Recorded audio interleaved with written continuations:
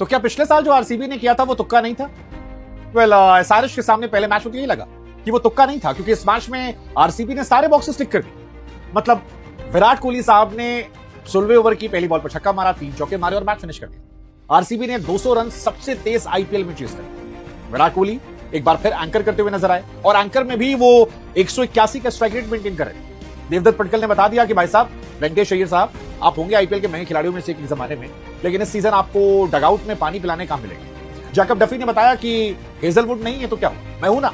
और Phil Salt ने कहा कि आज बैट से रन नहीं निकले, लेकिन फील्डिंग में वो करके दिखाऊंगा जो आपको मैच जिता दे। और एक्चुअली में फिल सॉल्ट ने मैच जिताने में बहुत बड़ी भूमिका निभाई, क्योंकि जो कैचेस उन्होंने पकड़े हैं वो अनरियल थे। खासतौर पर वो ईशान किशन का कैच, मतलब मैं अभी भी इस समय में हूं, कैच पकड़ कैसे गया, लेकिन पकड़ा तो क्या खूब पकड़ा। क्लासन ने कैच पकड़ा, ईशान किशन ने कैच पकड़ा, और इस पकड़ने के असर था कि मैच जो है वो पूरी तरह से छिटक कर चला गया आरसीबी के खाते।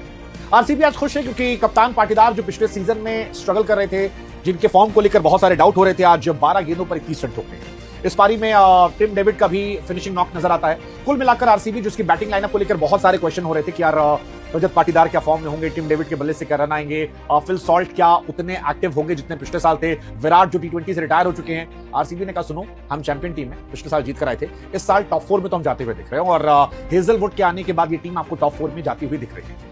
एसआरएच उनके लिए क्या था? मतलब एसआरएच की कहानी उस आदमी की जैसी है जिसका ऊपर का धड़ा जो है वो तो हल्क या खली जैसा है, लेकिन नीचे आते ही वो 2 पसली का है। गेंदबाजी है ही नहीं भाई साहब। और वो जो मीम बनता है कि ये वो टीम है जो 250 में बना सकती है और 250 उसके बाद पिटवा भी सकती है। इस सीजन 250 बनाएंगे ये भी थोड़ा डाउटफुल है, क्योंकि अभिषेक शर्मा की जो फॉर्म है मुझे थोड़ा कंसर्न उनके लिए लग रहा है, क्योंकि वो टच नजर नहीं आ रहा, वो हाफ हार्टेड शॉट, वो आधी अधूरी चीजें दिखाई पड़ी।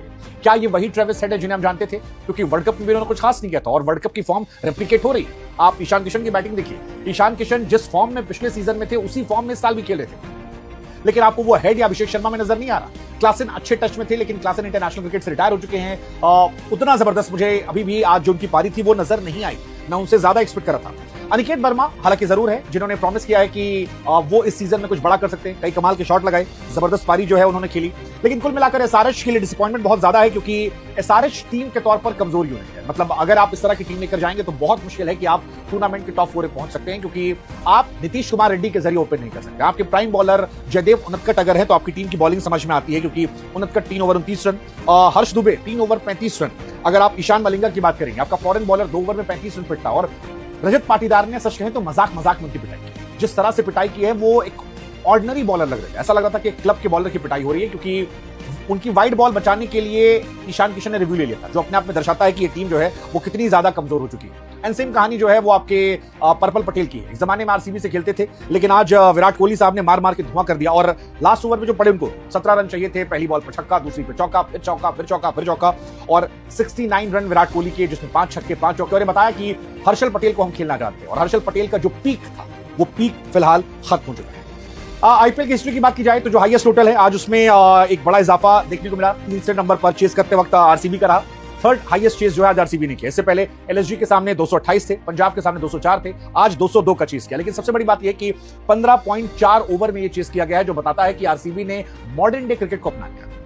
सबसे अच्छी बात यह कि आरसीबी के लिए कि उनके पास बैकअप देखिए, अभी हेजलवुड आना बाकी है, और जब हेजलवुड आएंगे तो आप इमेजिन कर सकते हैं कि टीम कितनी ज्यादा खतरनाक हो सकती है। मतलब Hazlewood actually he is some different beast.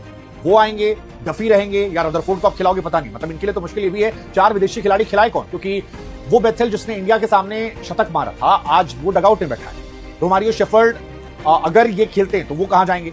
बहुत टफ होने वाला है इनके लिए, क्योंकि आप इनकी बैटिंग लाइनअप देखेंगे, फिल सॉल्ट को आप ड्रॉप नहीं करेंगे, आप ड्रॉप करना बनता भी नहीं है। फिल सॉल्ट की वजह से आज 30-35 रन कम बने हैं, क्योंकि ईशान या क्लासन के कैचेस अगर पकड़ लिया तो शायद कहानी अलग होती। हालांकि मुझे थोड़ी डिसअपॉइंटमेंट थी बीसीसीआई से, क्योंकि जो कैच क्लासिंग का था उसमें ज्यादा कैमरा होना चाहिए था, वो एक राइट एंगल नहीं था। अगर आप देखेंगे उस कैमरे पे तो जब वो गिरते हैं और पीठ टच होने की बात होती है, वो एक बहुत क्लोज कॉल था। और अगर आप दुनिया की सबसे बड़ी लीग है, इतना बड़ा आपका सेटअप है, इतने हजारों करोड़ रुपए यहाँ पर लगे हैं, तो वी एक्सपेक्ट कि थोड़ा कैमरा क्वालिटी और अलग अलग एंगल से अगर मिले तो शायद फेयर जो है गेम वो और अच्छे से हो पाए, और शायद क्रिकेट के दर्शक जो हैं वो और आनंद उठा पाए। क्योंकि क्लासन का कैच एक टर्निंग पॉइंट था, और उस कैच को लेकर बहुत सारे लोगों के मन में डाउट है। क्लासन जो है वो खुद भी नाराज थे कि वो कैच सही था नहीं था, बट जो भी था। But Phil Salt what a player man. Same आपके जैकब डफी ने आज बता दिया कि भाई साहब 7 ओवर में पहले 3 ओवर 4 ओवर मुझसे करा दो, मैं विकेट निकाल के दे दूंगा। आज जैकब डफी ने सबको आउट कर दिया। मतलब उन्होंने ट्रेविस हेड को भी आउट कर दिया, उन्होंने नीतीश कुमार रेड्डी को भी आउट कर दिया, अभिषेक शर्मा को भी आउट कर दिया, और वो सारे जो अपने टॉप 4-5 पर बहुत घुमान करती थी, उसमें से 3 प्लेयर अगर आपके पावर प्ले चले जाएं तो बहुत मुश्किल लगता है कि टीम आगे जा सकती थी। हालांकि it was Ishan Kishan madness. Ishan Kishan जब से आए हैं, मैं फिर कह रहा हूं कि सम डिफरेंट बीस्ट, वो एक अलग लेवल के प्लेयर बन चुके हैं और आज आरसीबी को उन्होंने आड़े हाथों लिया, लगातार उन्होंने परेशान किया। बट ओवरऑल इस मैच में देखें तो RCB will very happy team. 69 Virat Kohli, 61 केवल 26 गेंदों पर देवदत्त पडिक्कल, रजत पाटीदार 12 गेंदों पर 31 रन और टिम डेविड 10 बॉल पर 16 रन। आई थिंक एसआरएच के सामने चिन्नास्वामी पर होना मैच, पिछले साल चिन्नास्वामी और मैच नहीं हुए थे, ये टीम जो है ये अब डिफरेंट बीस्ट हो गई, इसे वो स्वाद लग गया। पिछले साल भी जब मैं पंजाब का मैच देख रहा था, फाइनल और सेमीफाइनल, तो वहां पर भी आरसीबी की एनर्जी जो थी वो अलग लेवल पे, खासतौर पर फील्डिंग पर आज भी वो दिखाई पड़ी है। आप फिल शॉट को पूरे ग्राउंड पर देख रहे थे। विराट कोहली से कैच ड्रॉप हुआ, जिसके बाद अनिकेत 2-3 छक्के लगाए। विराट कोहली के चेहरे पर फ्रस्ट्रेशन थी जो बैटिंग उन्होंने पूरी कर दी। बट आरसीबी की fielding I think top notch है।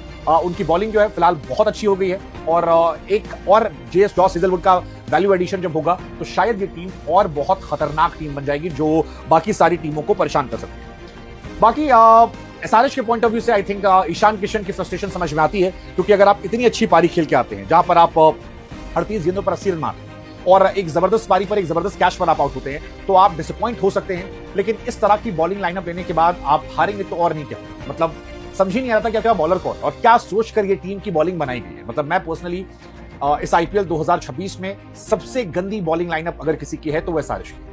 आपके पास ना इंटरनेशनल बॉलर अच्छे हैं, ना आपके पास डोमेस्टिक बॉलर अच्छे हैं। आपके पास इंडियन बॉलर भी जो हैं या तो वो बहुत यंग हैं या फिर इनमें वो बॉलर हैं जिनका पीक जो है वो खत्म हो चुका है, और ऐसे में बहुत बहुत बहुत मुश्किल हो जाता है कि ये टीम जो है वो यहां से आगे कुछ खतरनाक कर सकती है। फिलहाल आरसीबी जो है 190 प्लस एसआरएच के सामने अगर आप बीते कई सालों में देखेंगे, 2016 में इन्होंने फाइनल में हराया था, उसके बाद 17 में हराया था, 19 में हराया था, 24 में हराया था, 25 में हराया था, लेकिन आज 2026 में आईपीएल की हिस्ट्री का सबसे फास्टेस्ट चेज जो है आरसीबी ने किया है। तो बदला जो है वो पहले मैच में लिया गया और ये टीम आज बहुत बहुत बहुत खुश होगी। फिलहाल आपसे सवाल है दो, एक आपको क्या लगता है कि एसआरएच जो है वो कमबैक कर पाएगी? मैं आरसीबी को टॉप 4 में देखूं, मेरे हिसाब से आरसीबी टॉप 4 में जाती हुई दिख सकती है अगर वो कुछ बहुत ड्रास्टिक गड़बड़ नहीं करते, क्योंकि टीम जो है पहले मैच में जो टेंपो मिला है आई थिंक इन्हें कॉन्फिडेंस बहुत बूस्ट करने वाला है। और आप जानते हैं कि विराट की टीम को अगर कॉन्फिडेंस मिल जाए, वो कहते हैं ना कि खून का स्वाद लग जाए, तो ये टीम डिफरेंट बीस्ट है। एसआरएच की कहानी मुश्किल लगती है। बाकी कल का मैच एमआई वर्सेस केकेआर का बताओ, एमआई वर्सेस केकेआर में कौन?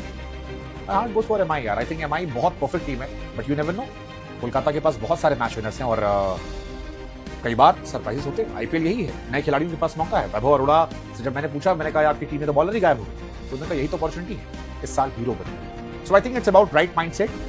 कोचिंग स्टाफ बहुत तगड़ा है, सीनियर प्लेयर बहुत अच्छे हैं, और अगर ओवरऑल वो फाइट देते हैं तो फिर दे कैन चेंज, बट ये बहुत डिपेंड करेगा